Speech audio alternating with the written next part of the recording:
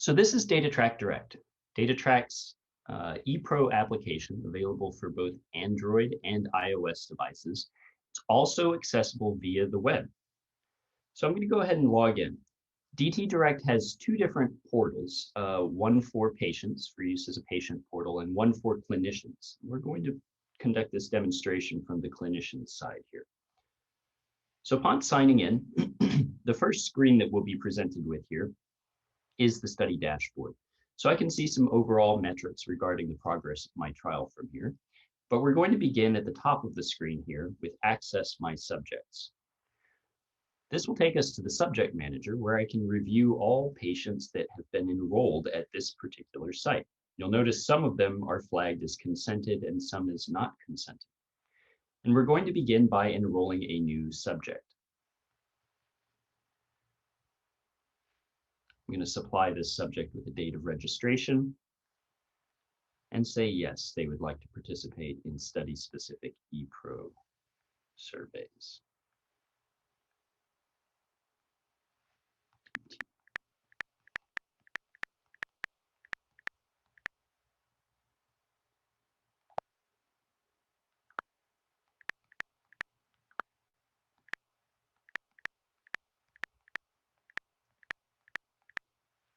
So upon saving this form, the subject will receive an email at their provided email address.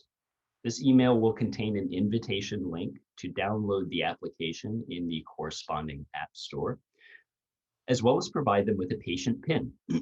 With this PIN, they can access DT Direct through the patient portal, where they can complete their consent form on their own time, on their own devices. This is one possible avenue for consenting patients into your trial. With DT Direct, however, we have a secondary option called handoff mode. That's this little icon at the top right of the screen here, the two people with the arrows.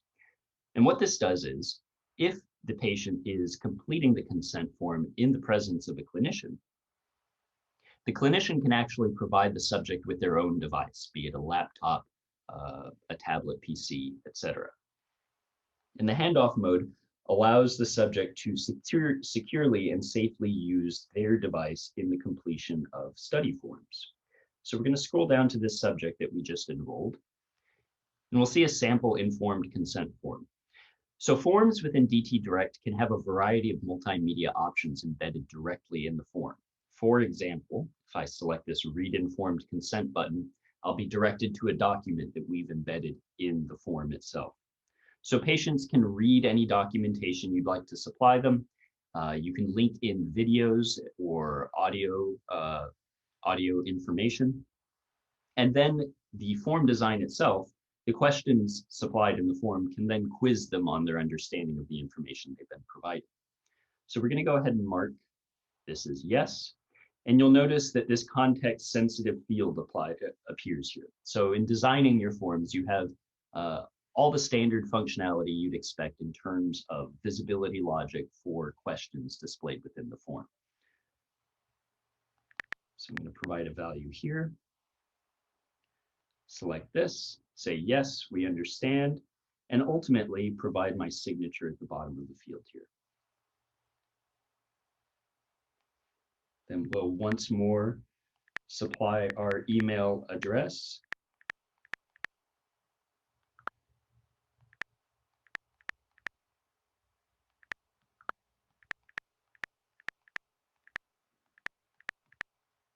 And save the form. Now, upon saving the form, you'll notice that this form's been saved, but it contains one query. So this question that was meant to test the patient's understanding of the supplied information was answered incorrectly. But I just wanted to illustrate that DT Direct has its own built-in querying functionality. So queries can be handled directly within the DT Direct application. We're going to go ahead and modify this question to the correct answer so that we can go ahead and consent this patient. Everything in DT Direct is, as you would expect, fully audited. The platform is Part 11 compliant. We're going to select Done at the top of the screen. And now I'll be prompted as the clinician to supply my login credentials. This is to safely ensure that the device that the patient is entering data on is now safely in the hands of the clinician again before exposing the device to data in other areas of the system.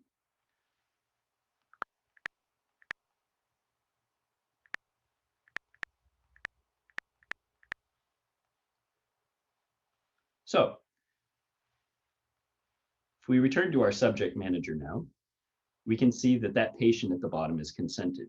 If I select one of these patients that are not consented, you'll notice that I'm not allowed to view their information until they've supplied proper consent. But now that we have this patient consented, we can actually navigate into their scheduled visits. So here's where we can see the visit schedule that's been built out for this study and the forms that have been completed for this particular patient and the forms that are expected at each interval of this study. So we're going to start at the top here with the daily pain form. We're going to complete a few of these. So we'll supply it a date and time at the top here. And then down here below, we see several different options of visually displayed functionality that allow users to specify things like pain along a scale. The field immediately below it allows them to graphically select areas of the system in which they're experiencing pain. This particular functionality is actually general purpose, so it's really just a drawing tool, and any image that you may have on hand can be supplied as part of your form design. And then at the bottom, we have a different layout for a scale that can be used in collecting data. So we'll go ahead and save that form and return to the scheduled visits. And we'll open up the drug diary form. So from here, we'll provide another pair of dates and times.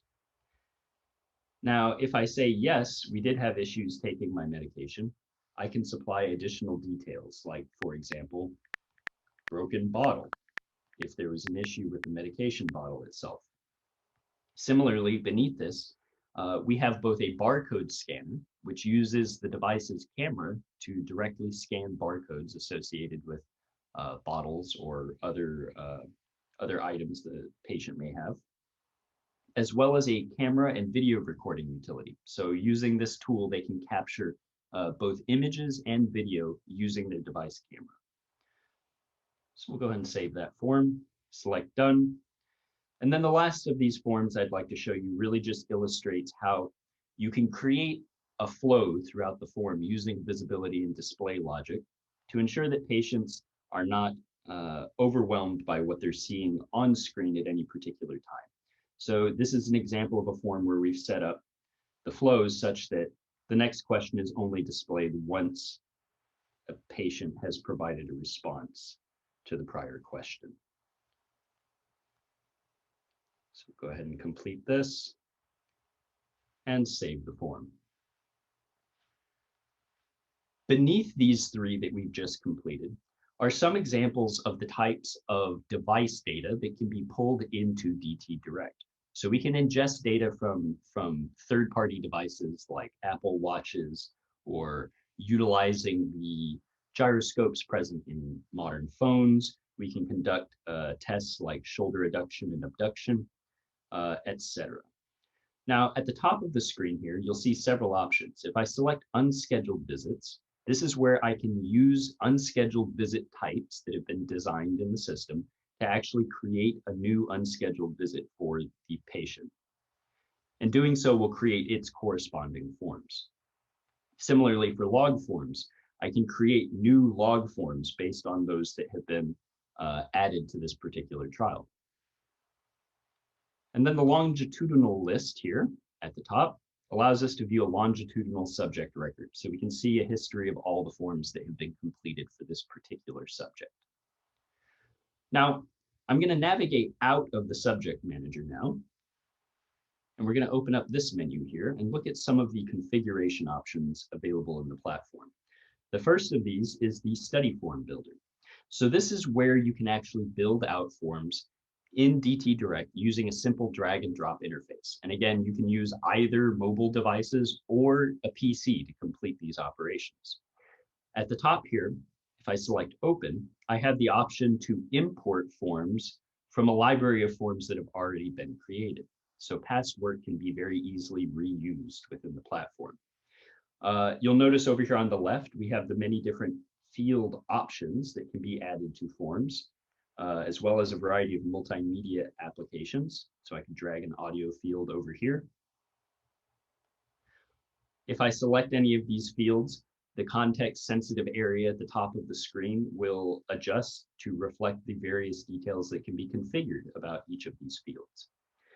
If I open up properties in the top left corner here, I can actually see, we're looking at field properties. Let me select back. If I select properties, I can actually see the page level properties that can be modified.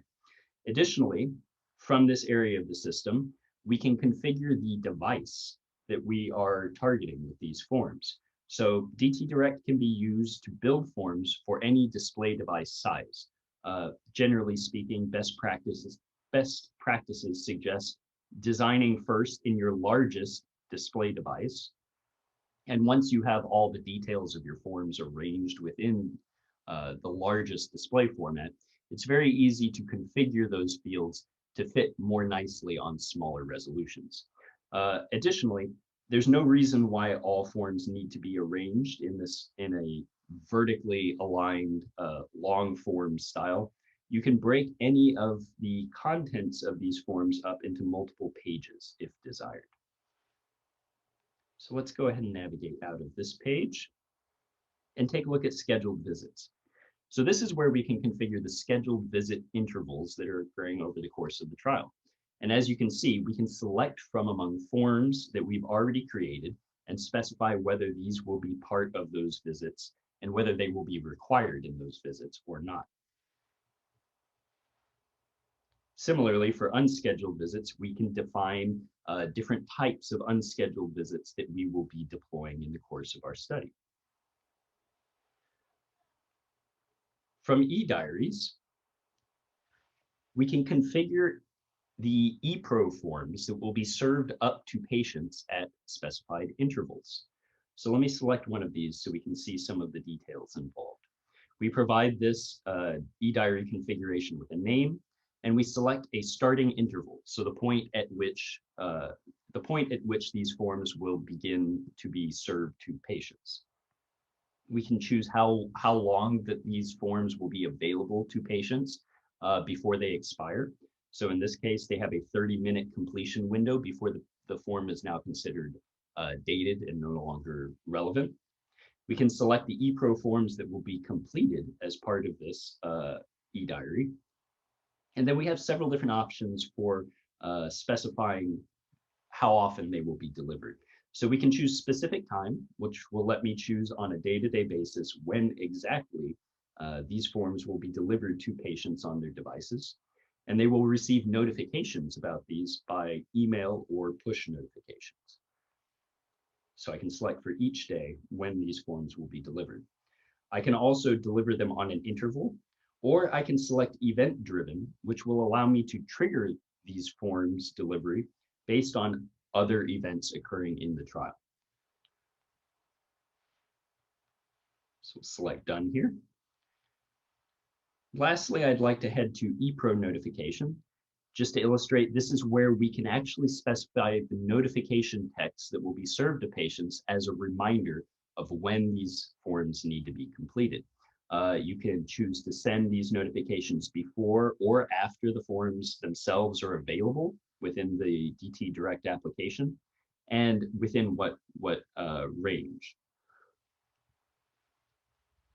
And very finally, I'd like to point out the wipe subject functionality down here at the bottom. So because we are collecting protected health information in this platform, we also have the functionality to wipe subject data from the platform when needed.